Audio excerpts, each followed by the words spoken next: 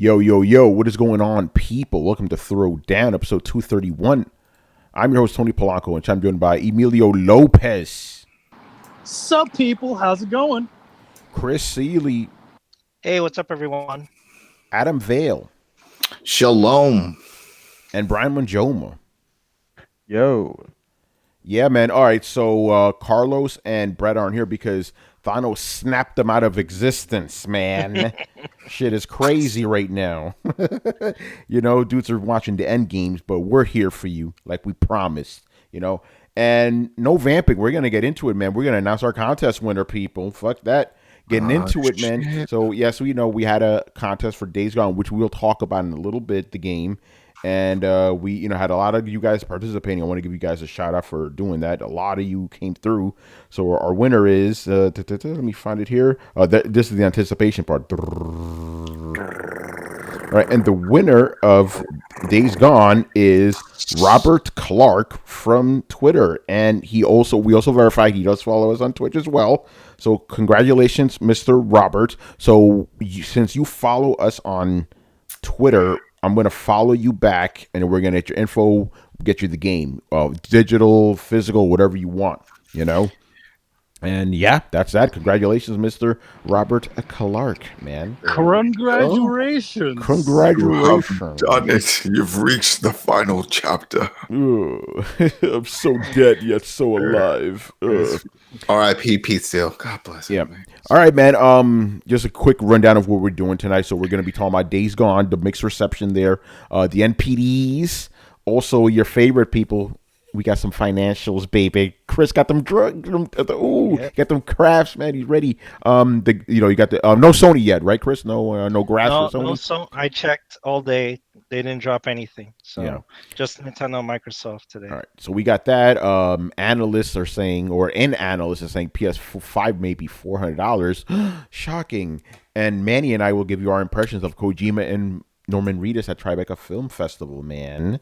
So it should be fun stuff. So let's get into it, man. Days Gone, and game comes out tomorrow or today, depending on when you're listening.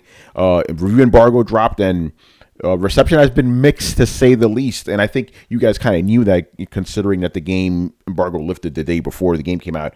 Now, before I get into all that, because I'm going to give you guys my truncated review, I just want to tell you guys one thing about basically when I review I review this game under the conditions I really prefer. Basically, I get the game a week before it comes out. I have no fucking idea what anybody thinks. So when I'm writing the review, it's in my little world, To contrast, I'm going to be writing a review for Mortal Kombat. I already know what people think of it. So I have to get all that shit out of my way, not even put it in my review. But this show was easy. So it was kind of cool for me to see the different reactions. Some people agree with me, some people disagree with me.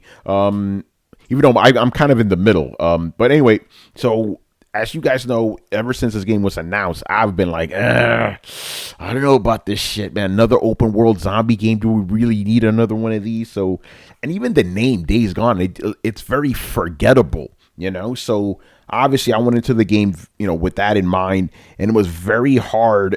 Even though I eventually did it, it was very hard for me to put my own biases to the side, right?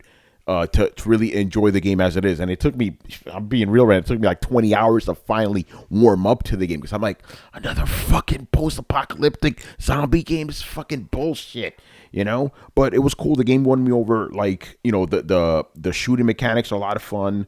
The story with the characters are really interesting. I really like that. And, I wish Brett was here for this. They actually explain why the zombies are there. And by the way, they're not zombies. They're not actually dead. They're infected. They're infected, yeah. If you could kill them like a normal person, Mm-hmm. But yeah, and there's a lot of stuff going on in there with the gameplay wise. Although, again, I'm just being real. Open world wise, it ain't as good as Red Dead Redemption. That game kills it. But there's enough variety in there. A lot of good zombie mix. The hordes are fucking crazy. Like when you're dealing with literally hundreds of them, it's very amazing how they did that. I thought this game was running on a proprietary engine. No, it's Unreal. So that's really cool how they get enemies pile up on you or pile up on each other sometimes, which is really, really nuts. One of the problems I had at the beginning was I felt the gun mechanics were kind of, actually, I thought the mechanics sucked. You know why, Adam? Because what did I just come off playing? Division, Division. the butter, like nothing tops the Division when it comes to cover and shooting. Fucking legit. So this thing took a Well, little it should while. be that way. If you Division's all about guns, and Yeah, if they exactly. fail in guns, they failed in the game. That is very true. This game is obviously not all about guns. There's other shit, but the shooting definitely gets better as you level things up. But I hate the fact that, okay, again, going back to the Division, there's always a constant reticle there, and when it turns red, you can shoot if you're gonna hit something. This one, you're like, okay, I think I'm gonna hit something, because the reticle is kind of like an X, and if you get it in the middle of that X, maybe you'll hit something. It's kind of weird, and you only know you killed somebody when a reticle does pop up and it turns red. That bugged the fuck out of me. There was nothing in the settings. Sometimes they have. No, in the settings Adam, I did like you, son. I went to the settings. I fixed nothing. You can do nothing. That's why. But other than that, I enjoyed the game despite the fact that I am tired of these fucking games. But I do predict that the game probably will have a sequel. They set it up for a sequel. Again, the characters are cool. Were you the one that told me that Sony said something about it has to hit over at least? Adam, that's behind closed doors, bro. Oh shit, my bad. Oh, that was you didn't hear nothing. Gotcha. I don't even know what the Metacritic is right now. Was it 70 something? 71, I think it was like 71. Yeah. But I saw some people that were complaining about, like, they felt the characters were bland. They felt it was misogynistic, that type of bullshit. But but again, when I was playing, I could see where people are not gonna like this or that. But I enjoyed it despite what it is. But it's definitely not God of War. It ain't Horizon. You know what I'm saying? I got a question. Go ahead. Yeah, I think I pretty much gave. So here's the question, because from what I've checked all these damn reviews out, because I'm like, I was hyped at first when I first heard. I'm like, oh, this kind of cool. Yeah. But then, so they're saying that there is there is a story there, but then there's all this fluff around it. And it's an open world game. There's always fluff. No, exactly. But they're saying that this is like long distance treks, sort of like what we saw with Red Dead. Remember with Red Dead, where they go to point A to point B just to do one quick assignment? I was like, what was the point of that? And now I have to go all the way back. And I saw that was a complaint. So basically, just the gameplay itself didn't seem that engaging, the world, but that it had some of those type of issues where it just dragged it out. That maybe the game could have been a lot shorter. Because what was it, like 40 hours, something like that? 40 hours? I must have played this for like, okay, I'm gonna say 80 hours, but it could have been more. Because I did everything. I cleared that map. You going for the plat? I might actually. It turns out that is possible, right? Yeah, exactly. It turns out I actually got 60% of the trophies. Right? I'm like, oh shit. Because remember, I can't really look at them before they go live. Yeah. So I'm like, oh, 60. So I may go for the plat. I pretty much did I did all of the, because you know how there's main missions and then there's side missions with story. I did all of that, but there's still some collectible shit I haven't done yet.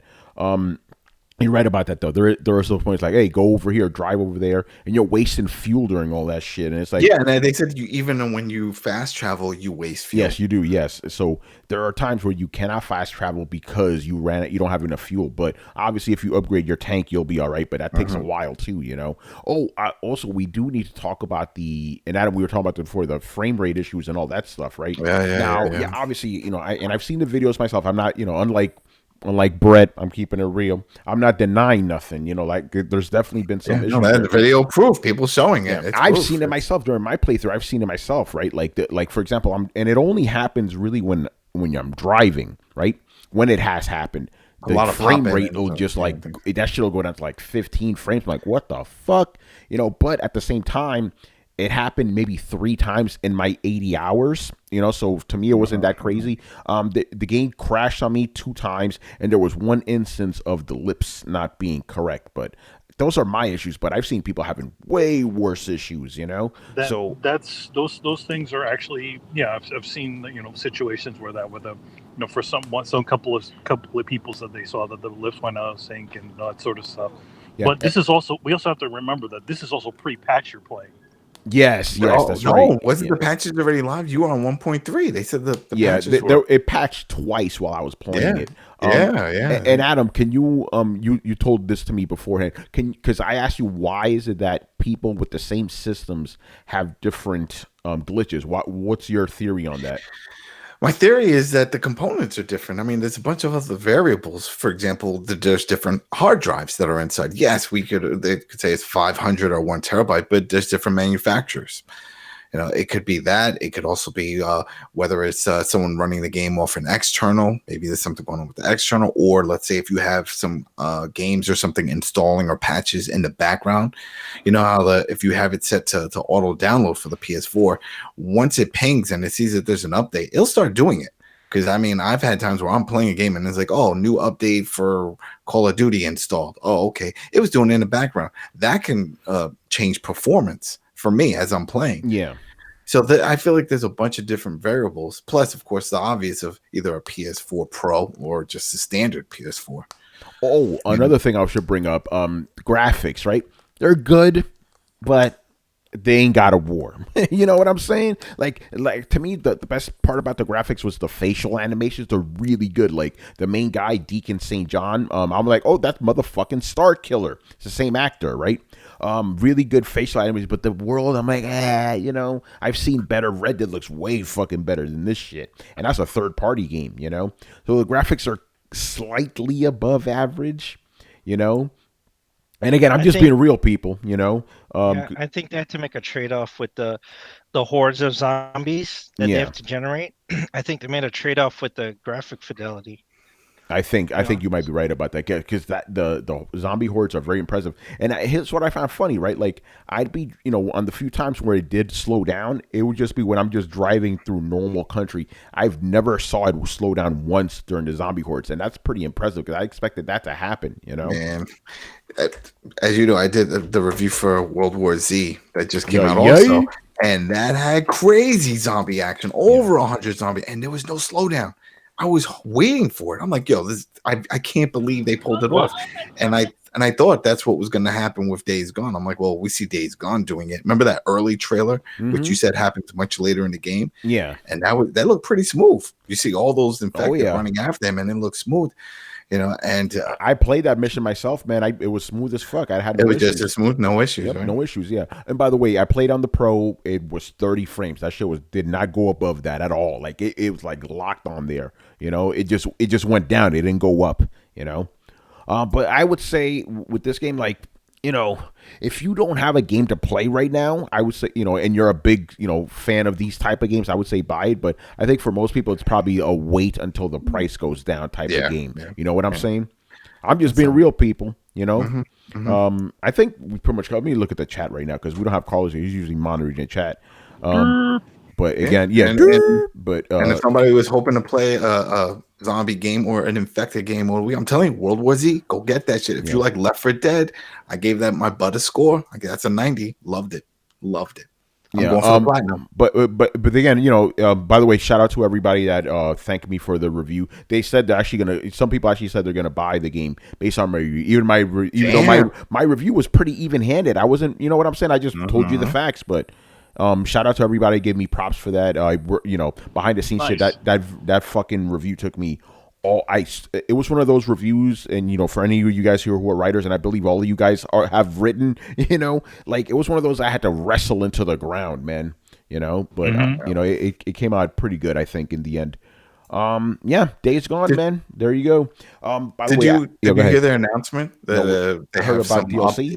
Yeah, but it's like some weird one. I guess it's like that plus type of stuff where they're gonna take away the fast. Oh yeah, fuck that shit. Yeah, I'm like, why would you do that? People already bitching about what they have.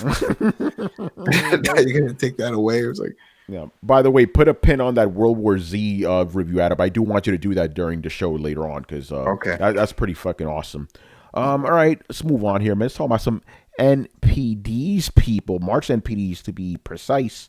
So let's see what won and what lost. Big game of the month. No surprise here. Tom Clancy's Division 2, whipping ass. Number 2, I guess for some reason I'm both surprised by this and I'm not surprised with this. Sekiro, number 2 game. MLB 19, number 3. Not surprised there. Devil May Cry 5, number 4. Smash Brothers, number 5. Red Dead Redemption 2. It looks like it went back up. Number 6. NBA 2K. It was on sale. Yeah, it was on. Oh, there you go. They put it on sale. NBA 2K19 is number 7. By the way, these are bullet points. I'm like, I think that's number 7. Okay, number 8, Brian, your favorite. It's back, baby. It's back. You know it's back. GTA's back, man. GTA. Yo, man. Yoshi's Crafted World number 9 and number 10. Call of Duty. Pew pew, which is amazing. Yeah, let me read some of this stuff. This is from VentureBeat. Division 2's launch sales are the 6th highest in Ubisoft's history, and so far it is the 2nd best-selling game of 2019. As Manny told me, the best-selling game of 2019 is actually Kingdom Hearts 3. Yep, Kingdom Hearts, crazy, man. Manny, didn't you? Actually, you and Chris said this game wasn't gonna sell like that, right? No, I didn't. I mean, I said that. You said that. Okay, so you gotta eat the crow. Yeah. Yeah, I didn't. I mean, I didn't think it would. I mean, I thought it would sell, but I didn't think it would sell like to the point where it'd be the number 1 game of 2019. Yeah, that's insane. So far. Yeah, so far now. You know, the publisher has hits with Far Cry 5 and Assassin's Creed Odyssey. That's right. You know, Sekiro came in 2nd and is the 8th best-selling game of the year. Damn, of the year? That's crazy. It's so early. It's so early. Yeah. All right. By the way, I love how they wrote Devil Cry 5. Devil May Cry, motherfuckers. Is that it? They don't know. They don't know. All right. Here we go. The first quarter. So yeah, because now we're at the end of a quarter, so we're gonna break it down. So far, the big winners of the quarter are Kingdom Hearts 3, Division 2. Even though it's only been out a month, it's already the 2nd best-selling game. Anthem, the 3rd best-selling game. Resident Evil 2, very awesome, the 4th best-selling game. Red Dead Redemption 2, 5th best-selling. Jump Force. Okay. See, I'm surprised, but then that I think a lot of reviews people for are that. hyped. It's the weebs, man. The weebs bought that shit. They bought it, yeah. Jump Force. Okay, it's now number 6. Smash Brothers number 7. Sekiro number 8. Call of Duty number 9, and new Super Mario Brothers Deluxe is number 10. And then top 10 games. Wait, no, top 10 games from March 2018, 2019. Chris, that's like a year? What was that? What the fuck is that? What am I looking at here? Oh, they're just looking at between one fiscal year and another. Okay, so yeah, this will be top 10 in fiscal year 2019. got you. Okay, so top 10 fiscal 2019, the best-selling game Red Dead Redemption 2, Call of Duty Black Ops 4, NBA 2K, Super Smash Brothers, Madden, Spider-Man, God of War, Assassin's Creed Odyssey, FIFA 19, Mario Kart 8. Let's see. I'm gonna assume Switch 1 sells again this month. Yes, it did. There you go. It's always Switch now, man.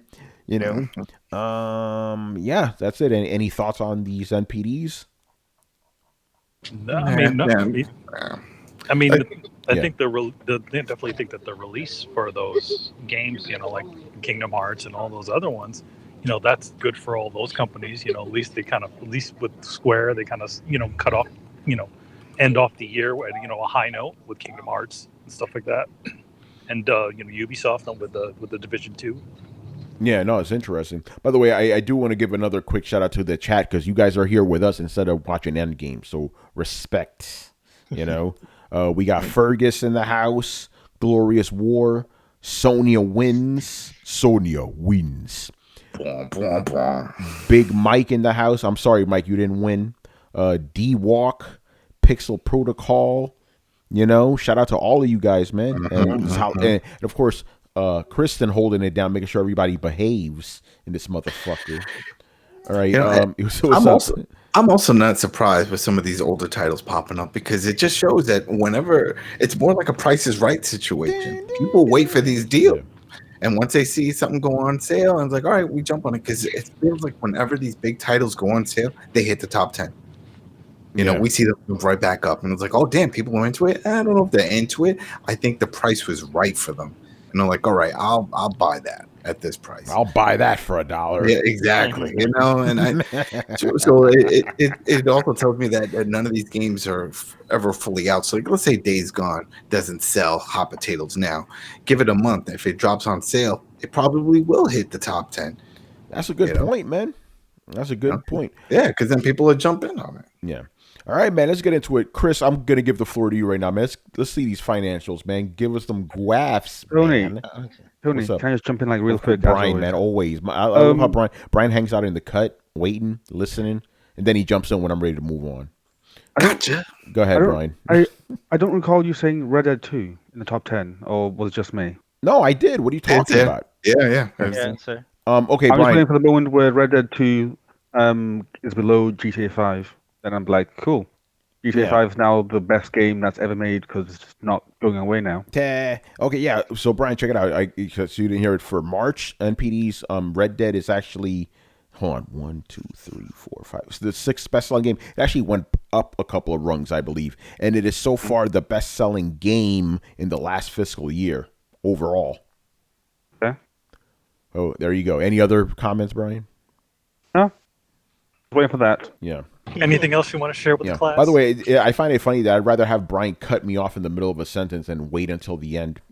Like, I prefer that. Just cut me off. But Brian's British. He's got class and shit. Not like us Americans. We're fucking rude, All right, man. Chris, man, give us those financials. By the way, you motherfuckers have been asking for financials since December, son. We told you to wait. We told you to hold out. We got you now, man. Go ahead. Hit us with them numbers.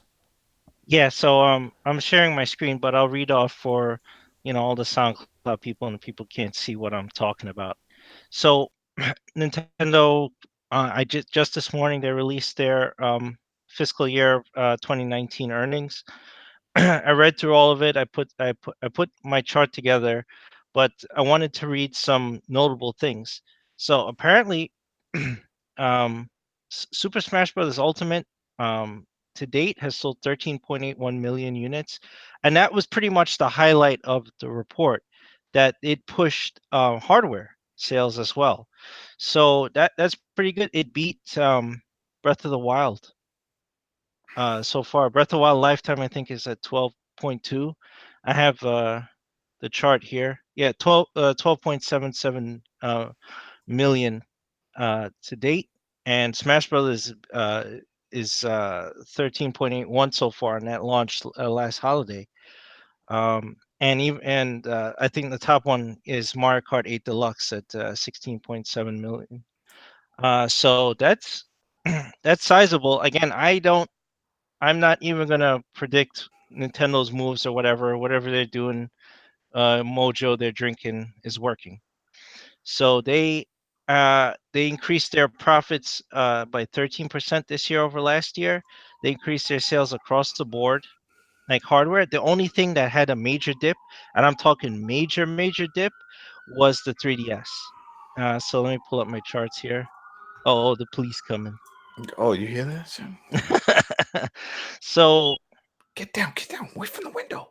As you can see here, net sales. I converted all these into US dollars, but I made this last year when Brett and I were having a discussion about sales. I wanted to show him over the life of the Wii U and then how it was performing versus when the Switch launched. So I added to that now. I added this year to it.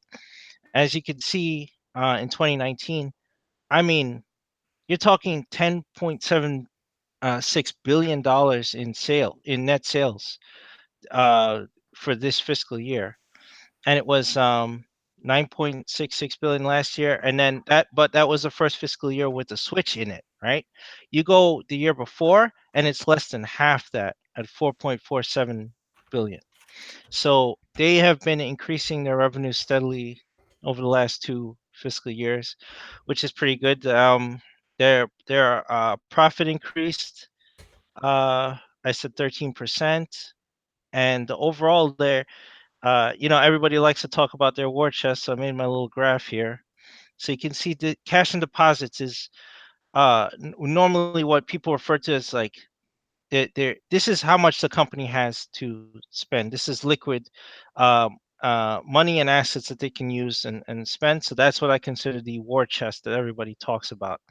And as you can see here, compared to the last 7 years, it's the highest it's ever been since I think 2009. I don't have a chart going all the way back to the Wii years, but it was a downward slope at the end of the Wii. The Wii U was terrible, and now things are coming back up. So their total cash and deposits, I think, are sitting at $7.57 billion. and they increased their net assets. So there's a couple interesting notes in the report. They said that Smash Bros. Ultimate was 3.81 million. Let's Go Pikachu and Let's Go Eevee is 10.63, and Mario Party sold 6.4 million. And they were able to, let's see. Oh, here's the major drop, and I guess Brett will be happy about this. The 3DS has dropped 60% in sales from last year. Shit. So it's been out on the market for 8 years. The total sales for the last fiscal year has only been 2.55 million units. And I'll just show you right now. So I graphed out, I wanted to see how much that was part of Nintendo's revenue. And I remember uh, when we had this discussion in the first time when Brett was saying, oh, the 3DS should die. And I said, it can't die because it's a big part of Nintendo sales, especially since the Wii U was failing. So that was in the fiscal year 2017. You could see here the 3DS accounted for 53.5% of Nintendo sales in that fiscal year. And the small window with the Switch in there was 24%. The Wii U was only 14%. That's how pathetic it was at that point. So you get to 2018, and you can see the Switch is now 74.3% of Nintendo's sales revenue, and the 3DS drops to 18.6%. So that's it dropped like 37 or something percent. Like it dropped significantly. And then now it's only at 5.4% of overall sales. With God it's be, damn.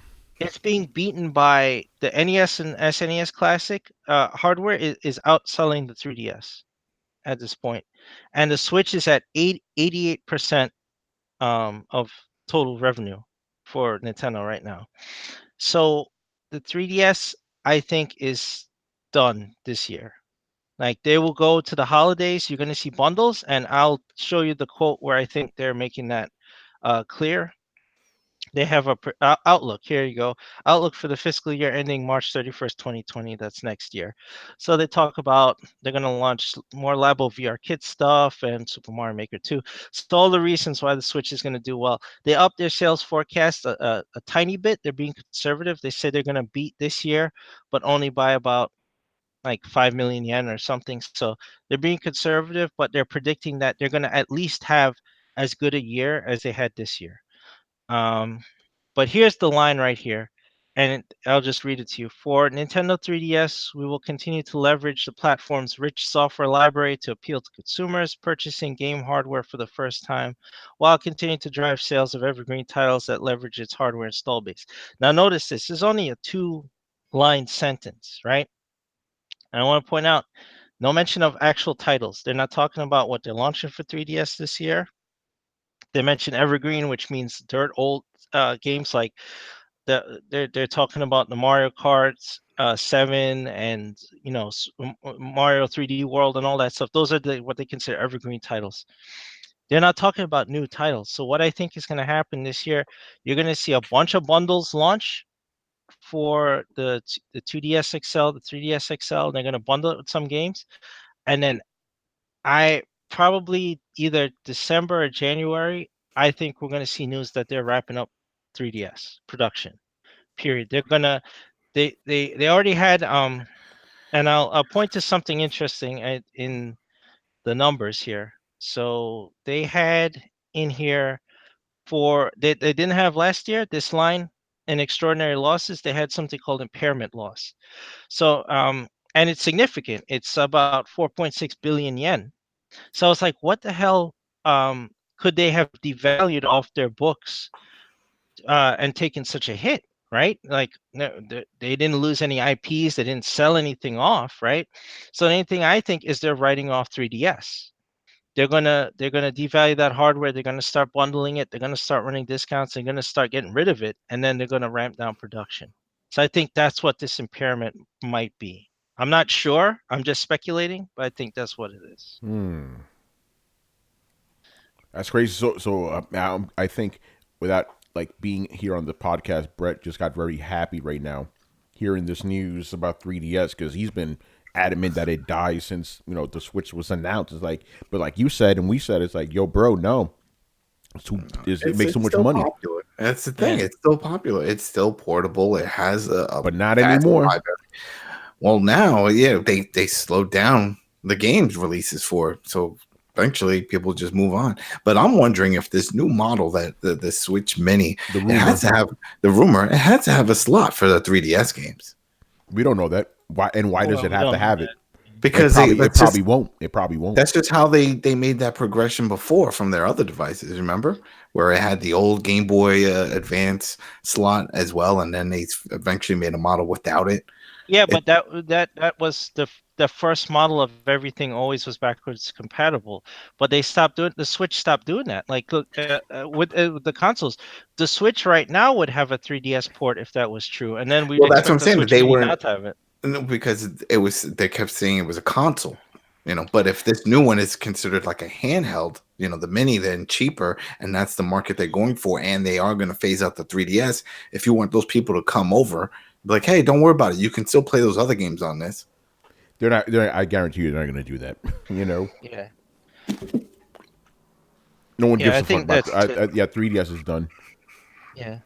It's fallen so far that they can't. They're not attracting new people. The report itself doesn't even mention any new titles launching for 3DS. I'm sure there is one, but they didn't even bother to mention what it is. So really, they're not really giving people a reason to buy it. And the flowery language just tells me that it's like, yeah, they know this thing is done. They're gonna wrap it up. There's gonna be some bundles, and then they're gonna cut it off.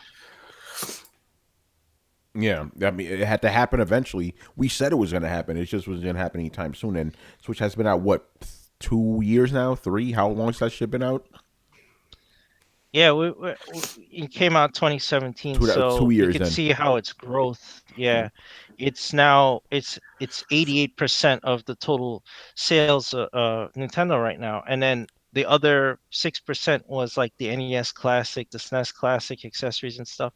So the 3DS is only 5% That's crazy. of those sales. Just quick, a glorious work. Chris will cover Sony's numbers when they put them out. Yeah, they weren't out. They weren't out. So I looked. So I have Microsoft's here, but Microsoft is a pain in the ass to read because I mean they talk about every single thing they do. So Yeah. it's hard. So I'll just go over this really fast. Unless anyone has any. Yeah, I questions do about have a couple quick questions about the Nintendo. I think it's pretty Yeah. safe to say that the Switch saved the company, man. Like, absolutely, yeah. absolutely. There's no question. I mean, the Wii U was a failure, and honestly, like if the Switch had come, if the Switch was in any other state, and I honestly didn't see that it's succeeding, but it has, and I can admit that I was wrong. I was wrong too. I was wrong Uh, like a motherfucker. yeah. So if the Switch came out and had the reception that the Wii U had, oh, I don't even know. I think Nintendo would have gone 100% mobile by now. You know, I don't know how they would have survived. Because the 3DS, as you can see, the drop off, like 3DS is 8 years old. Like it's now completely dropped off in sales, where it was holding them up 2 years ago. Yeah. It was holding But them I up. feel like Amazing. it's mainly because I think, like we said, there's just no games. No one's developing for it. So yeah, if you're not making anything, I mean, what was it? The last game they released was the Luigi Mansion, right? That remake For that 3DS, came out. yeah. That was I it. mean, they had Samus Returns. I even bought that. Yeah, but that was a year ago. Yeah, that's right. I have that one. Yeah, that was a year ago, and we all thought eventually that was going to come to Switch, and that hasn't happened. I still think Yeah. eventually it will, but And the reason I mentioned evergreen titles, I'll show you this really fast. So this is their million seller titles for Nintendo products. If you look down here at 3DS, the only million seller they mention for 3DS is Mario Kart 7, which somehow sold very well in this fiscal year. Yeah, that's weird. Yeah, but something with Mario Kart, man. And people Yeah, love it. It's great. I don't get it. I was playing Mario Kart with Deluxe or whatever. I'm like, I don't get this shit. I played for like an hour. I was done. What? What? I don't get the fucking appeal. It's stupid. It's fun. It's not It's fun. a car race. It doesn't bring you like happy memories. No, it doesn't. But you and Savage and him scream, yo, bro, move your shit off the way. You don't get those memories. Nah, man, we didn't play that shit. You know, Oh, damn. I was not a Nintendo guy like that, man. After Super Nintendo, I was done. You know. So you never had that experience of blowing your cartridges and doing all that? Yeah, like of course I did that. But Mario Kart, I never fucking I played a little bit on Super Nintendo. Whatever, you know, I don't care.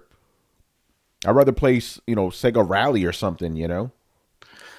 Anyway, so my other question was, this thing's gonna outsell Xbox One this year, isn't it?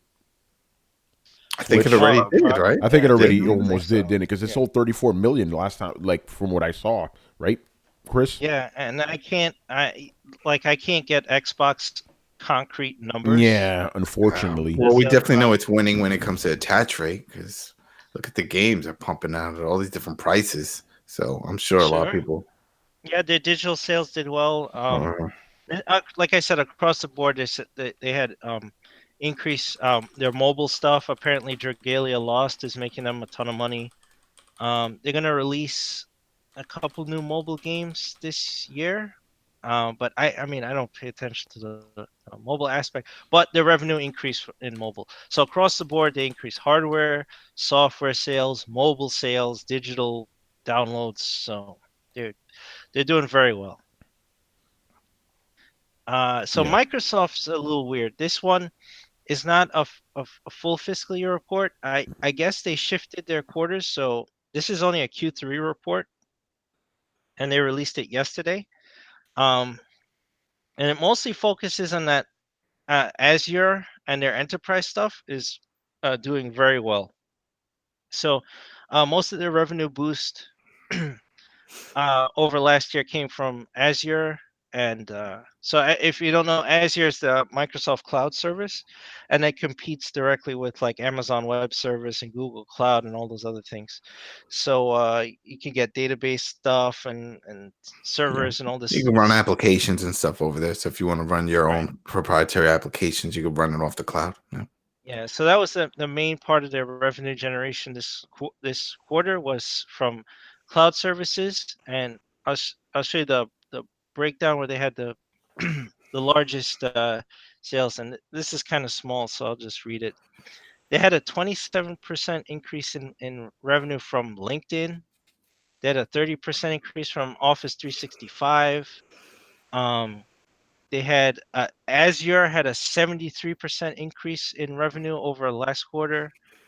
And actually, Xbox, according to this, Xbox software and services had a 12% increase from the Q3 last year. So that was pretty interesting. Let me find the line about Xbox. It's buried in here. This dude you have to become Indiana Jones for this shit, man. Yeah, it's tough. Like, I mean, Nintendo, you know what you're getting, right? Yeah, like, of they course. only make their stuff. It's all about gaming. Like, Microsoft shit is so dense because they have so many different things. Yeah, and to be fair, like Sony has a bunch of different things too, but they put their PlayStation thing up front for obvious reasons, you know?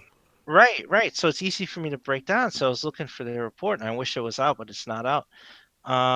Okay, here we go. It doesn't even put Xbox. Well, the one thing that the reason why it's separated like that is because it's not all one umbrella. The PlayStation brand is essentially its own company with the same name. So in other words, it's an offshoot company that they made. So that's why it has its own, financial statement. Yeah. So here the one line you get about Xbox is right here. One line, Jesus. Gaming revenue increased 5%, driven by Xbox software and services revenue growth of 12%. So I guess software sales, Xbox Live subscriptions, digital sales is what is accounting for that boost, but they're not clear on it. Like, I'm not getting details. Like, they give details about Azure, and they give me details about other stuff, but this is the line. This is all they have in here about Xbox. And nothing in there about hardware. They said software. Software and services. Yes, the language was very specific. Wow. Gaming revenue. They don't even say Xbox hardware. So yeah, I that's not good. When they omit stuff, you know something is off. Yeah, like I'm imagining the gif of the dude, with the cup in his hand, turning around with that face, like, Mhm. fuck. I don't think this discless Xbox One X is gonna sell and move that needle. I That don't think price so is either. just too damn high. Yeah, Needs to Yeah. be the lower. price is too damn high. Too damn high. Well, not when you said like you can get the current one Yeah, cheaper. Like, what's the point? yeah. There's no point. There is no point. By the way, I have to quickly throw this in here. One of the most frequently asked questions about Xbox One S, all digital: does it play discs? I'm not making this up. Oh, man, people are stupid. They're probably just trolling. No, they're real, man. They're looking that up in Google. These are the same people that, if you tell them we're open 7 days a week, 24 hours a day, they'll be like, "What about Sundays?" Same type of people, you know. Yeah, man. So Nothing tops the best ones. Like, can I cap numbers? Where's the number cap for numbers? shit. I'm telling you, man. Yeah. So Chris, any takeaways you want to share? About either of these. With Microsoft's, I have no takeaways because they give me so little Yeah. to find in there that I can't make any estimations. All I can tell you is what they leave out. It's kind of damning. The hardware is not even mentioned. It's all Xbox software and sales increase. So it's like live, probably Game Pass, other stuff, but it's not the hardware. So that's not good. With Nintendo, they're doing very well. They have some key titles. They got a main Pokemon title coming out this year, so, Super Mario Maker 2 and a bunch of other stuff. So that that's the stuff that builds momentum. That stuff I think they'll do at least as well next year as they did this year. Probably a little better. Nice. And then Microsoft. You're like you said, ain't nothing to say. Fucking Yeah. yeah. We have to find some third party person to actually figure out what the hell it is. I'm gonna say Man, we they're need probably some.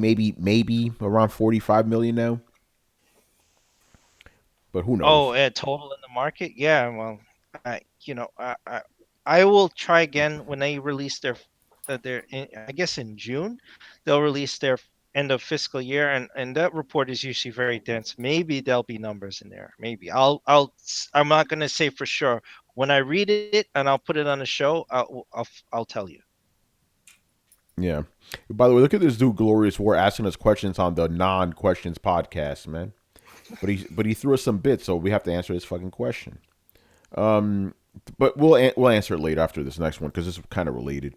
Okay, so an analyst is saying that the PlayStation 5 will indeed cost $400. You know, sorry about that sound going off right there. Fucking comicbook.com. Like, why are you blaring shit at me?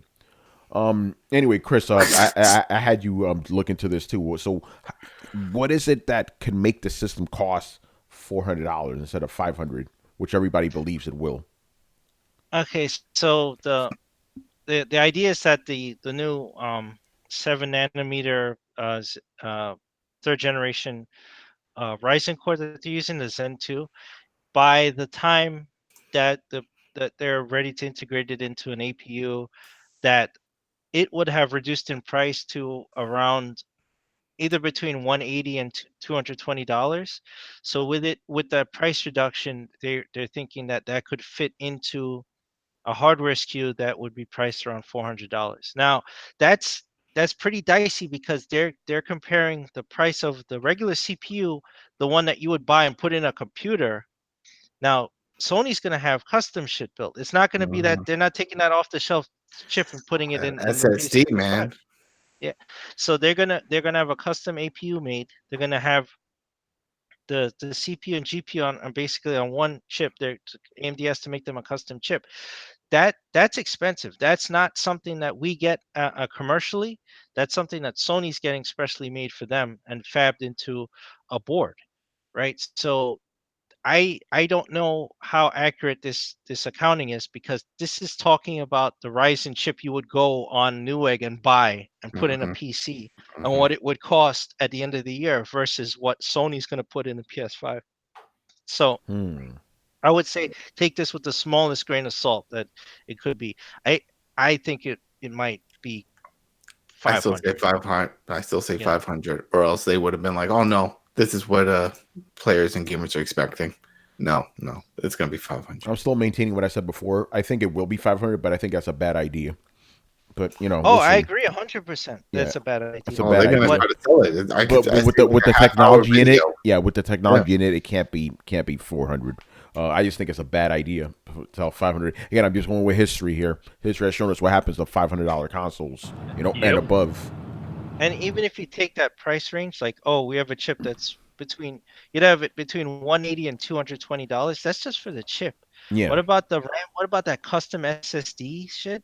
Yeah. And then there's other shit in there. Exactly. You're right about that. Right. Yeah. And if they wanted to sell it like break even or at a loss, it would still be over $400. Yeah. So there you I'm go. sure we're going to see a nice video package detailing all of these facts. And saying, and this is why there's a payment plan. Go sign up at payment plan. Payment plan. There's a payment plan. Yeah, there you go. All right. Oh shit. I think Brett finished watching Avengers, so let me shoot him a link. Okay, here's the question: do you guys think a 7 nanometer PS4 Super Slim and PS4 Pro Slim will come out to help out lagging sales? Wait, what? No. I don't know what the fuck you're talking about. No, they're not going to take the PS5 chip and put it in the PS4. That wouldn't make any sense. I think he's thinking if they're going to make a smaller model, because in the past they've done it. Remember, we've seen the cheaper PS3. Oh, I think they will make a smaller one. I don't know. I don't think they're going to use that fucking chip though. No, they're not. Yeah, that doesn't make sense. Yeah. All right. So there's your question. Let me send Brett this link because I know he always goes to Avengers or Marvel. Yeah, but he wouldn't be back by now. It's only 10:30. That's not the midnight showing. No, he probably wants like a 7 o'clock showing. They kept adding shows. Wait, but early? I thought the movie. Actually, I heard some places were showing it at 4 o'clock, 5. Yeah, they kept adding shows. Yeah, but isn't tomorrow the official day? Yeah, but it's Adam. You know how it is nowadays, bro. I went to go see Avengers: Age of Ultron at 7 o'clock on a Thursday. And that was years ago. Yeah, they don't do they. I mean, they obviously still do have midnight screenings, but breaking embargoes. Yeah, man. Yeah, they've been doing 7 o'clock screenings for like 4 years now. But I think that's what Disney's blessing this time. They actually jacked up the number of screenings. Yeah, they are. As a matter of fact, even though no, we're not going to go down the rabbit hole. We're not going to go down the rabbit hole. All right. While we wait for Brett to get here, Adam, give us your review of World War Z, man. It's about a game. It's amazing. Actually, I'm gonna stop. Wait, is that Brett? Is that Brett? Excuse me. What's up? Hey, Brett, did you go see Avengers?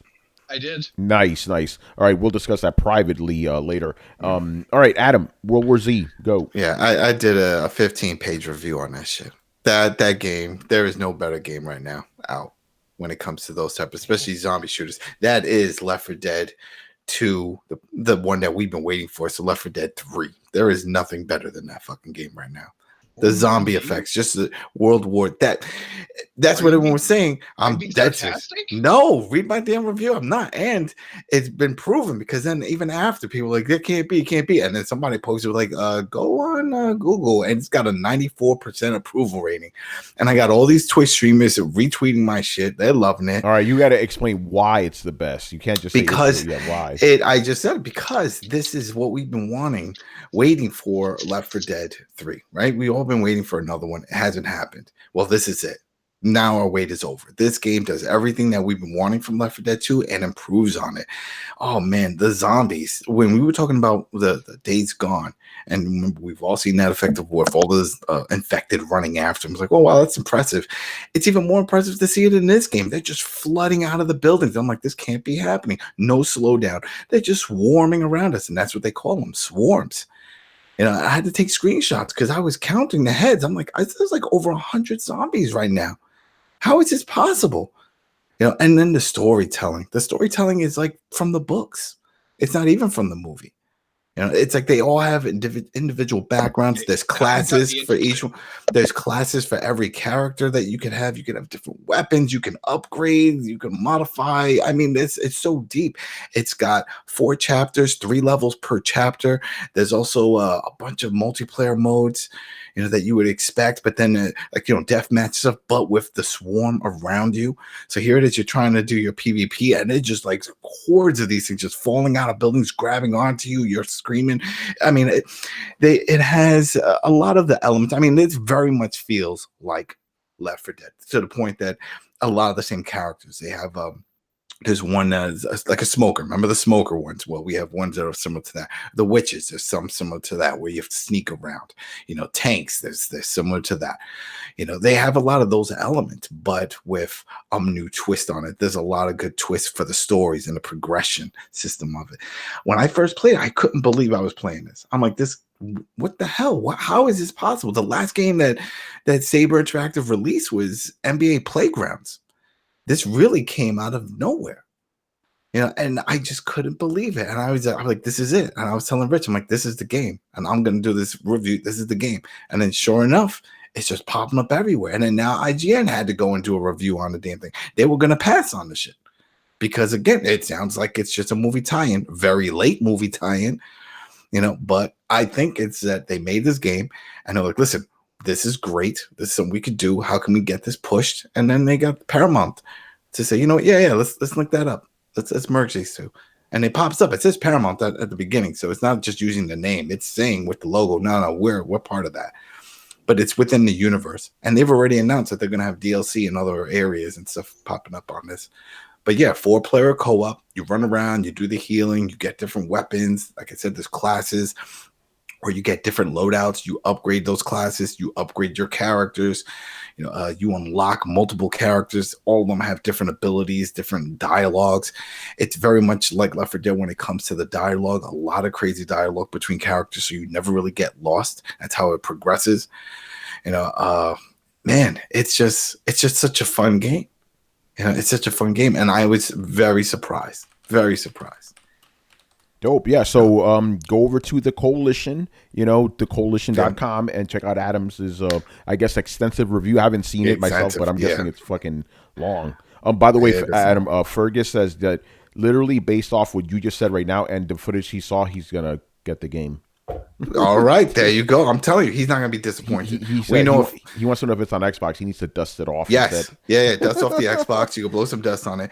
But this is it. This is the game we've been waiting for. For anybody that wants that zombie shooter fix, this is it. No more of this. Oh man, I can't wait till they make Left 4 Dead 3. Where's Valve? Fuck them. Fuck Valve. We got Saber. And they gave us a game from an unlikely source. It's a hell of a statement. World War Z. Fuck Valve. I'm telling you, and you know what? There's other people that read it and they hit me up on Twitter and were like, yo, you weren't joking. This is legit. I'm like, I know. I'm not bullshitting. I have no reason to bullshit. If the game is whack, I'll be like, yeah, you can pass on this. Move on to something else. No, this is it. Yeah, and then of course, you talked about it, but I just want you to get more in depth into it. That you said the Twitch streamers are putting your review out there. Yeah, they're retweeting. Yeah, switching big time, switching over 10, 15K subs, and they're over here retweeting them like, check this out, come watch me play. Check this out, come watch me play, and people are playing it. This is it. It's a party game. And that's the thing. What we all loved about Left 4 Dead is that it was that jump in, jump out, run around, you know, come up with strategies. I was like, all right, you go and you trigger this event, and then I'm going to go and I'll stay in the corner. And it has all the elements, everything that we loved about that franchise. And it's all here in a new franchise. You know, it's just, I know, and that's one of the things I gave as sort of a negative for it. It's just the naming itself. It's going to get a bad rap, and you're going to have to do a hard sell on people. If you say, hey, you got to play this awesome game. It's a World War Z, right? The game. And they're like, no, movie tie-ins, no, don't give me that bullshit. You know what I mean? It's like, it should have been named something else. They should have gave it some like cool little catchy name or tweaked it, but they didn't. You know, it's exactly what I just said. It's just World War Z, the game. You know, but it's so much more than that. Yeah. Now, Brett, as a World War Z fan of the books, do you have any interest in this game at all? Oh, he's gonna like it if he likes the books, because it's all about individual characters following, and you'll have bios. Like the guy I played was a fireman, and he was a 9/11 survivor, so he was one of the guys down during 9/11, and now he deals with PTSD, and he has all this crazy dialogue. I mean, it seems cool, but it's still the movie version. Oh, Brett, can you make your voice a little louder, please? Boom. How's that? Yeah, There you go. There you go. What makes it very much the movie version is the zombies running at you. They do exactly like what you saw in the movie. They do the ant pile up, where they're trying to get you, because there were certain parts where we were on the second, third level, and they're like, all right, now they're all coming. We see them pouring out of one building across, all slamming onto the floor, and then just running across, and then they make a whole ant wall and start climbing up, and we're just like shooting at them to the point I was like, forget it, and I grabbed my axe and just started whacking at them, and then one of them's grabbing my leg, another one's jumping on me, and I'm like hitting them, and another guy's shooting at him. It was nuts. It's chaos. Instant chaos. It throws you into chaos. Yeah, go ahead, Brett. I'm gonna have to check it out right now. But I mean, I like chaos, but Left 4 Dead was one of my least favorite zombie games. I know people are gonna hate me for that. It just felt very arcadey. All right, then you probably won't like this game. There goes that. It's not no, I'm not gonna lie. That's it. This is pretty much it for that. It's jump in, jump out. If you like running around, fast-paced zombie shooting, that's what this is. So if you're not a fan of that, then no, don't worry about this. There you go. Also, Brett, since you weren't here, because I did my little review / question and answer thing about Days Gone. Since I beat the game, reviewed it, put it out there. Do you have any questions for me? Yeah, I'm about to buy it. Should I? Wait for sale. That was the gist of it. I here's the thing. I said I liked it despite the fact I am tired of these games, but I still think it's one of those wait and buy games. Well, isn't that all single player games? No. Some games you need to buy them now. Like God of War now. Uncharted 4. You need them day 1, day 0. But this one, again, if you're in the market if you're a fan of those genres, which you are, and you don't have any games to play, definitely pick it up. But if you have a game that you're currently playing through, and maybe you're not a fan of the genre, I would suggest you wait. I think I'm going to, just because I like these types of games. Yes. Yes. Also, I've been on a pretty good media blackout from it. And generally, despite my cynical attitude, I'm a pretty optimistic guy. I'll find the fun in a lot of things that even a lot of you guys are just like, what the fuck is your problem? It's fun. It's broken. It's fun, though. We were just talking about that, too. Yeah. I mean, you'll definitely have fun, because I eventually did find the fun, but like I said, and I said this at the top, I had to put my biases away in order for me to appreciate what this game was doing. My biases being, I'm tired of zombies, I'm tired of open world games, but I had to put all that aside, and I'm like, hey, this is a pretty good game. I kind of don't agree with a lot of the pure hate it's getting from some people, but then again, is it getting a bunch of hate? It's divisive. Some people, it's like people either, I haven't seen anyone love it though. I've seen people that like it, and there's some people that are like, fuck this shit. So it's one of those type of games. It's getting subpar reviews. Even the people that like it more than me, I haven't seen anyone love the game. I haven't seen that. I've seen people either going, yeah, this game is pretty good, surprisingly enough, or this game is trash. It's generic zombie bullshit. I don't think it's generic zombie bullshit because, first of all, they're not zombies, but even though they kind of are. And, Brett, you'll like this. They explain the whole thing. Oh, I do like that. They not only that, and it's not really a spoiler. They also go, hey, maybe we could try to stop this thing. You don't really get that in these type of stories. It's just like, oh, fuck, this is the world now. I guess we got to deal with it, And this one is like, no, man, fuck that. Let's try to get our shit back. So that's kind of refreshing, But also what I liked about The Division, they were like, man, fuck this shit. Let's take our world back. Let's put it back the way it used to be, But yeah, I mean, Brett, you're in the market for these type of games, so I suggest you get it. I just warned everybody else, this ain't God of War, this ain't Horizon, this ain't fucking, any of those top tier Sony games. It's not on that level, but it's good for what it's trying to do, Maybe I'll look up a little bit more. Yeah. Go check it out, man. Also, okay, and the last thing here, Manny and I are gonna tell you our impressions of the Kojima and Reedus Tribeca Film Festival. We went to this thing tonight, actually a couple hours ago, and it was pretty cool. We learned more about Death Stranding. Manny, ain't that something? Yep, we did. There was Yes. some little bits of interesting tidbits. Obviously, they didn't show anything like last time. Yeah. So I'm just gonna quickly run down some notes I took, and then maybe I'm just gonna let you have it. So here's what I took away from it. The game is an open world action game. Like now we know what the genre is. Open world action game. The theme is the theme centers around a world that's both connected and disconnected. And Kojima specifically said, like, nowadays we live in a world with the internet. It connects all humans, but at the same time, it's also disconnecting us, from ourselves. So it's kind of interesting. So the game's gonna have that, and also that plays into the online component. We don't know what the online component is gonna entail, but supposedly the theme of the game is also tied in with the online. And even though the players are free to do whatever they want in whatever order they want to do things in the open world, the game does have a very fixed narrative, and they cannot affect change in it. So if you're thinking that's going to have a bad ending, good ending, that type of stuff, that's not going to happen. Kojima said no. This has a very core strong story. It's just with the open world stuff, you could obviously do what you want. I think he explained it as like you're on a highway. Yeah, you could get off to a beaten path here and there, but it's still the road that's leading to a specific spot. So that's what I took away from it. I thought that was pretty interesting. But Manny, what was your takeaway from what we saw? I mean, pretty much that's exactly what it was there. Like, it didn't go into much detail about everything. Kojima was like, another portion of it was that, it's a very, obviously it's going to be a very controlled narrative, and they've set up off the beat that the game is going to have very long cinematics. So he's not pulling any punches this time. He's just like, you're coming along for the ride. You're coming along for the ride. It doesn't matter, Yeah, because remember, that's always been a criticism that people have thrown against him. Like, oh, these games have too long cinematics. Like, yup, this shit's gonna have long cinematics. He just flat out said it. I feel like the thing is that I do think that there are different strokes for different folks, and if you enjoy that sort of thing, then that's fine. And I don't see a problem with that sort of idea. Where a game could have really long cinematics.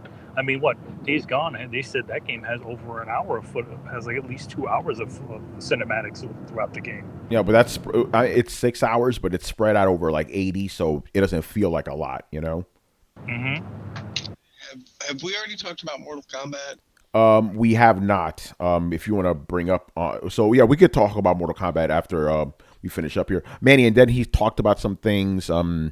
Behind the scenes stuff, all the weird shit they had Norman Reedus do and all that. Yeah, the extent of how much they actually scanned him, and the idea that he kind of wants to. He essentially, the character is supposed to be like Norman Reedus, like his real personality within the game.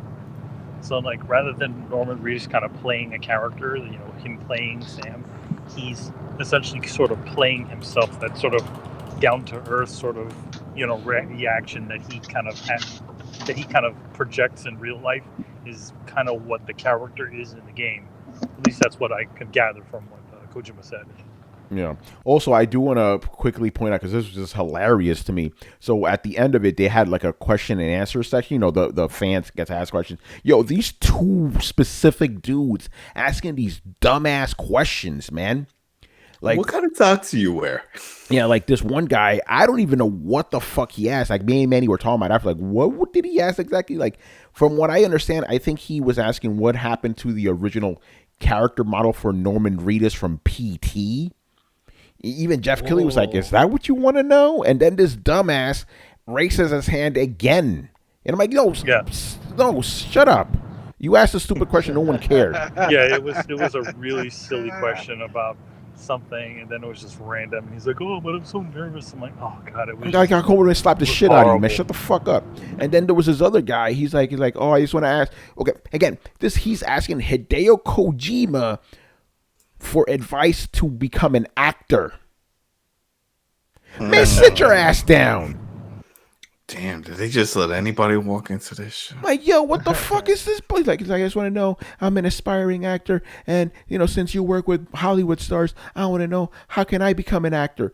My man, really, you're asking Koji? You have the stage to yourself. You can ask him anything you want. You're asking him that. Yeah. Any advice on a good guy? And Kojima was just like, yeah, don't go to school. Watch 2 movies a night. Watch 2 movies a Yeah, night. that's what he said. Fucking stupid, man. Meanwhile, we're sitting in the middle of BMCC, the Bureau, Borough, Manhattan, Community College. Community College. He's saying, don't go to school and watch movies. And then the rep was like, he was That's just joking. hilarious. He's just joking. Yeah, Kojima, he was cracking a lot of jokes, man. And then there was this one little part where Norman Reedus talking about how he's worked with directors that are very precise of what they need. They want you to do. Like the example he used was like he had a bottle like in front of him. He's like if I move the bottle back, the director will be like, no, we got to put it back. And he says like Kojima, not only will he let you put the bottle wherever you want, but then he'll ask you, hey, what happens if we put another bottle on top of that? He was very collaborative. Like, and Kojima talked about that, how like, because people always say he's a perfectionist, and he's like, no, I'm not. To me, it's all about collaboration. Like, I want to go in there and really talk to the people I'm working with to create something. And he says that he refuses to go back to the way he used to make games, where basically he would write out a script, people go into the booth and VO stuff. He says he likes being in a studio with people, the actual actors, because the actors give him ideas, then he comes up with other ideas. I'm like, okay, that's pretty awesome. Yeah, so it's a very open, collaborative effort between him and all the actors that work on the game. Yeah, and Norman was talking about like for example, like because he's in the mocap suit, and even when he's not specifically filming a scene, like he'd just be off to the side and he'll like put his hand near his head and like sigh, and then Kojima be like, "Yo, do that again," and then he'll capture it. Do that in the game. And the motion capture that he's doing for the game is everything, not just the cinematics. He's also motion capturing all the walking animations and all the other different things that you do within the game too. So there was like in one of the photos they showed, it was a ramp, and he's obviously supposed to be walking up the ramp so that he can get that animation of him walking with something up the ramp, or walking on different types of terrain. Yeah. Also, me and Manny, always had this theory about Kojima that he understands English. He just doesn't, feel confident speaking about it. This kind of got proven tonight, because when the fans asked him questions, these weren't pre-prepared questions. They were just random questions. He'd sit there, think about it, answer it in Japanese, and then the translator didn't need to translate first. Like Kojima, answered, and then the guy translated for us. I'm like, okay, he knows English, man. He has watching all those fucking movies, I think what a lot of, a Japanese friend explained this to me. A lot of times Japanese who are not very comfortable speaking English, who understand English and speak it, don't often, do it because they just feel very embarrassed because of the way they speak. Yeah, that's what happened to me when I interviewed the director of Soul Calibur 6. Like, when I would ask him a question, he'd answer in Japanese, and then the translator would tell me what he said. He obviously understood what I was asking him, So that was pretty interesting. So, yeah, it was a good time. Thank you, Manny, for the ticket, inviting me. By the way, shout out to Illustrated Dio. I bumped into him after the show. We walked to the train station and stuff. That was really cool. Sorry I couldn't hang out and, get dinner, but I had Throwdown tonight, and it was raining and shit. But yeah. So also like just a couple more things. So it's like he was just talking about the different ways they're doing the game. It still stinks, because like I wish they would be able to. They actually just showed us something, or did a little something, but they did give us little tidbits, and they gave a little bit of a sneak thing where there might be something in a month or two. Yes, exactly. So, an announcement of an announcement, right? Of course, Kojima style, man. You already know. So, I actually stuck around, for the presentation after, which was Guillermo del Toro, and it was moderating and talking to him was actually Alec Baldwin, which I saw outside of Tribeca earlier today. So, it was a really good, conversation about the creative process, and Guillermo del Toro has a very down-to-earth way of directing. Not like this big artsy-fartsy way of talking. He's just like, I just said this and fuck that, and it was a really, I really liked their presentation they did. They bounced off of each other really well. Nice. All right, Brett, you wanted to talk about Mortal Kombat, right? Oh wait, real quick before that, just What's want up? to do a little attachment. Saber Interactive announced that this week, their opening week for the game, they sold 1 million copies. Oh, World War Z?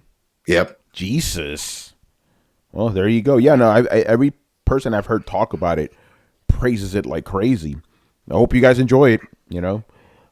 Yeah, anyway, Brett, what do you want to talk about Mortal Kombat? By the way, people, I am reviewing Mortal Kombat. That'll probably be up on Monday. But I've been busy with Days Gone and all this other stuff, so I haven't really. I've played the game. I played enough. I could probably review it now, but I want to get more in depth before I do my. When final does that come review. out? It came out already. Oh shit! It came out already, bro. It came out on Tuesday, man. Damn. All right. Yeah. Anyway, Brett, go on, man. What do you want to talk about Mortal Kombat? I could assume what you want to talk about. Go ahead, Ben. Brett's probably Curious to see talking. your thoughts on the whole microtransaction grindy consumables thing that people seem to be grumbling about. Oh yeah, Is that what you expected? Actually, here's the funny thing. Again, this is. I noticed something with me and microtransactions. My mind seems to not see them until someone points them out to me. Like, Because you never buy them. Yeah, because I played the game for like a good 3 days straight, and then the game came out on Tuesday, and people were complaining about it. I'm like, what microtransaction? What the fuck are you talking about? Then I looked inside. I'm like, oh, okay. I guess you could buy these skins if you want. I had no idea. I was just playing the Not game. the skins, but I guess consumables. Something about like the towers are super grindy unless you have high gear. And He's Yeah, talking the about towers. the crypt stuff. Yeah, the crypt yeah, stuff. yeah. That was in the the last one, but they said, it's super grindy. And there's like 3 basically, different currencies. Yeah, if you want to unlock, like different skins and stuff, you have to play these towers. And, that is one of the complaints people are saying. Like, it's very, very grindy. I'm being honest. I barely touch the towers. I was like, I don't care. I'm just, I played through the story. I played through some of the different modes and stuff. And I wasn't really worried. I wasn't really worried about the, because I played classic towers. Classic towers don't involve any of that. Like, that's where you see.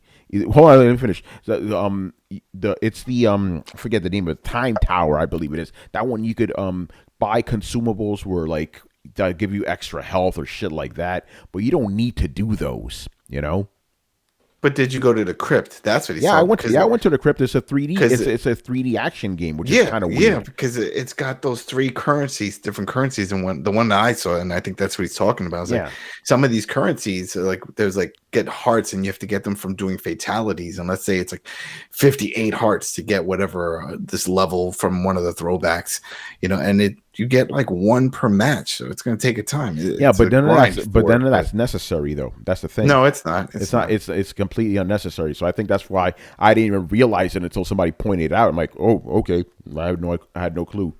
So to me, that's not really here or there. And I think somebody posted that if you do want to buy every single piece of DLC in the game, it's like $6,000 or something. Really crazy. But again, it's literally just skins. They don't make you play any better. So I don't think it's a big deal, Except for the consumables, which technically do make you play better. No, but they're not against other players. They're just against AI. Understand? So. What do you mean? So you're not playing against another person? Who cares? No one sees it. No one sees it. Yeah, like basically, it's like dancing naked. Okay, here's the thing, because the consumables kind of give you a bit of a leg up because every tower. If you guys played Soul Calibur 2, they have its story mode, quote unquote story mode. They put different things against you. Like, okay, now on this level you're going to be taking extra damage because of poison. Oh, on this level there's going to be missiles coming at you. Oh, on this level you only have half health, shit like that. So the consumables kind of mitigate that stuff. I get what you're saying, but you just said you don't mind DLC as long as it doesn't affect gameplay, and I said it does affect gameplay, and you said, well, as long as it doesn't affect multiplayer gameplay. Like, is that the new line in the sand? No, that's always been the line in the sand. That's not new at all. Multiplayer consumables or multiplayer rewards? We've talked about that a whole bunch of times, but the thing is, okay, and I guess I got to clarify now. It's like, yes, we don't like DLC if they don't mess with gameplay overall, but I'm like, this isn't even like the actual game. This is some side shit. If this was for the main campaign, then I could see people complaining legitimately, but I'm like, this is some side shit you don't even need to touch. And it's not some sort of Star Wars Battlefront sort of thing where essentially you get all these buffs that makes you better by actually just paying for them. Pay to win. You're not paying to win. Yeah, like you're only paying for a mode that's not even necessary. And even the thing is that you can just continuously play the mode and earn all these different things. Yeah, you also don't need to buy any of those things that you have the transactions for. So, Brett, do you see where I'm coming from with this? Not really. Okay, then I don't understand where you're coming from with either. It's like you just don't want any microtransactions at all. Then, like, I'm trying to understand where you're coming from. From what I understand, they made the towers specifically ridiculously hard and grindy, so that you just about have to buy, like, trying to push people into buying these consumables in a single player game to be able to beat this mode to get the rewards that they want. Like, it's just it's not great. Okay, I see where you're coming from, but I'm like, okay, the only thing you're really grinding for is gear. You don't need that gear. It doesn't make you play any better. In the mode that you're playing in the mode that the tower people, the people who are playing the towers, the gear is super important, as well as are the consumables. But you don't need to play the towers then. It's a complete offshoot. It's not the story. It's not the story. It's the whole towers thing. Like classic towers is the only towers thing you need to worry about, because that's where you see each character's ending. Other than that, you don't need any of that shit. That's just like your opinion, man. No, that's just a fact. It is just a side thing. Well, it is a side thing. It isn't the main campaign of the game, but like some people that matters. Some people like that kind of stuff. And they feel that part of their game has been marred by microtransactions. Okay, you know what? That's fair. If they feel that way, that's fine. I think it's a kind of, it's not a worthy thing to complain about, but, that's up to them. I don't care about that. Who cares? Like the campaign's there, and the multiplayer, the online multiplayer, that's fucking tight. And then the classic towers are there. That's all you really need. Everything else is just fluff. Like I visited Crypt, like, what the fuck is this shit? Just let me fight people. I don't care about any of this stuff. Did they bring back the round robin spectator view, like when you go to play online? That was fun. I believe they did. Yeah, I believe they did. Yeah. Where you could see it and you can rate the match. Yeah. That's in there. Yeah, that's in there. Okay, cool. That was fun. By the way, if you guys, I think I talked about the beta. I wasn't happy with the beta because I felt the controls were too stiff and sluggish. They fixed that shit. Smooth as what, Adam? Butter. This shit Butter game. Yeah, it's really good, man. Like I've seen some of the other complaints. I don't know if you want to get into the whole Jack sending thing. I kind of want to steer clear of that because that's just a minefield right there. I'll say it though. I'll tell you what happens and leave it as it is. In Jax's ending, he goes back and ends slavery. So make it that what you will. I'm not gonna comment. Make it that what you will. All I'm going to say is, as an African, I just groan audibly at that. You groaned audibly. Yeah, it's like, oh. Actually, no, fuck it. I'll say it. I laughed my ass off, but that's all I'll say about that. I heard people complain about that. That the women have like more clothing on, yet the dudes are naked. That's been a complaint too. Although I have a theory about that. I think it's because the women are more clothed in this game because of ESPN. They're trying to get this game on there for Evo or whatever. And I know Evo was ESPN was complaining about these like sexy fighting games before. So that could be it. Even louder audible groan. Who gives a shit what ESPN thinks? Yeah. Well, they're they want to become legitimate now. That's it. They want to get those ad monies. Please, ESPN should die.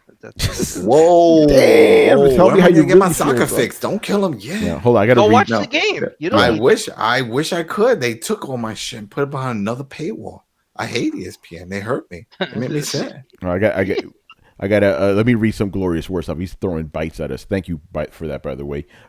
No other Mortal Kombat took that long to unlock everything in the game, and Jack's ending is most stupid thing to get mad about. LOL, it's fucking fiction. All right. Mighty Nerdy keeps saying Biddy Hype. I don't know what the fuck Biddy. He says that every episode. I don't know who Biddy Hype is. Is that your girl? Maybe he's making a new slang. That's how it starts. Yeah. But yeah, Mortal Kombat, man. The game is fucking fun, man. And I'm saying this as an old school Mortal Kombat fan. Like, I went into this, I'm like, more like a new Mortal Kombat. We don't need that. We got the old ones, man. But this one's good. You know, I see the hype now for these new games. Like, the story is really elaborate. Like, it feels very cinematic, like the core story. And I can see why other fighting games are copying it now. You know, and I can also see how badly they're copying it. You know, because it's really good. You know, so my review will be up early next week. You know, I may talk about microtransactions. I may not. I kind of don't see a big deal about it, but I'll bring it up probably just because I know it is important to some people. You know, I just don't care about it. It's not a mode. I mean, if anything, it's just point out it's there. It's in the game. You know what I mean? That's the new mainstay for a lot of these games. To be fair, the developer said they're gonna fix it, so it's less. They're gonna do a balancing, yeah. So there you go. There you go. Everybody wins in the end. Yay.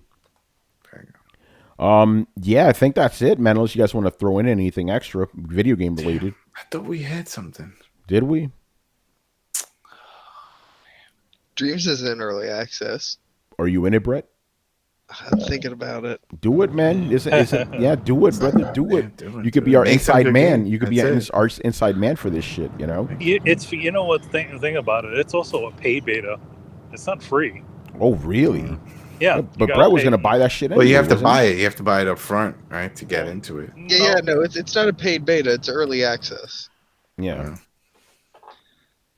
Well, Brett, you should be happy this year. I think this might be the last year of 3DS. Oh yes, Brett, you missed this news, man. Ooh, really? So yeah, Chris, hit him with some facts, man, about the 3DS specifically. Hit with them sweet facts. Yeah, you don't have to bring up the charts or anything. You just tell them what you told us before. Okay, so compared to last year, 3DS sales have dropped over 60%, and overall sales revenue for Nintendo, it's around 5%, with the Switch being 88%, and then it being overshadowed. The rest of it is the NES Classics and SNES Classic are outselling the 3DS. Ooh, so the statement, the sentence I read earlier in the statement, I mean, is pretty much coded that they'll probably make some bundles this year, try to get rid of the hardware, and then wrap it up. Huh. Yeah, 3DS is done, son. It's over. I mean, I was expecting it to wither on the vine, but damn. No, this shit just died. They just stopped making games for it, so of course it's gonna die. That's it. They just left it to die. They're like, oh. Don't feed it. Yeah, it died. Yeah, what was it? 5% now? It's like it's like 5% of their sales now, isn't it, or less? But it's around 5% of the total sales from this last fiscal year. Jesus. There was no titles mentioned in the report. Like, they mentioned a bunch of stuff for Switch coming out this year. They didn't mention one for 3DS. So, oh, there you go, man. Switch is the 3DS is done. Glorious. Well, what is your question from earlier? I thought I answered it, man. Even though, again, this is not the question show, motherfucker. Where is your question, man? I don't even see it. Whatever. Save it for the question show then, because I don't see it here, and we don't got Carlos moderating the chat. And I'm not looking through all this shit. Yeah, I think that's it, man. So again, I want to thank all you guys for joining us because it's Avengers night, and you actually stuck around to hear our stupid asses talk about games. It's beautiful. I mean, I didn't even do that. Yeah, you see, even Brett, you know. Yeah. By the way, Brett came back to life because, you know, Brett, I said you and Carlos were snapped out of existence, you know, by Thanos. That's why you weren't Actually, here. I checked the Did You Survive Thanos page, and I did survive. Oh, sweet. I gotta check that page. I didn't even know that page existed. That's crazy. Let me actually see if what it is exactly. I think it was, did Thanos kill you? Did Thanos kill you? All right, while you're doing that, let me look for Glorious Wars question. Yeah, it's didthanoskillme.com. Oh, that's awesome. Oh, I gotta look this up. Brett might be the survival mode coming in June for Days Gone. Oh yeah, Brett, are you excited about that? There's a survival mode for Days Gone where they basically strip everything from you. No health, no power-ups, nothing. You know, just you against the elements. Yeah, no, it's did Thanos kill me? Did Thanos? What the?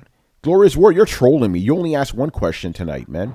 Make him look for questions during a not questions episode. What's wrong with you, man?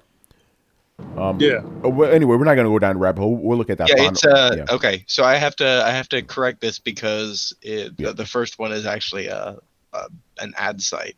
Uh-oh. It's www.didthanoskill.me. Glorious War, we answered that already, man. We said no. We said no.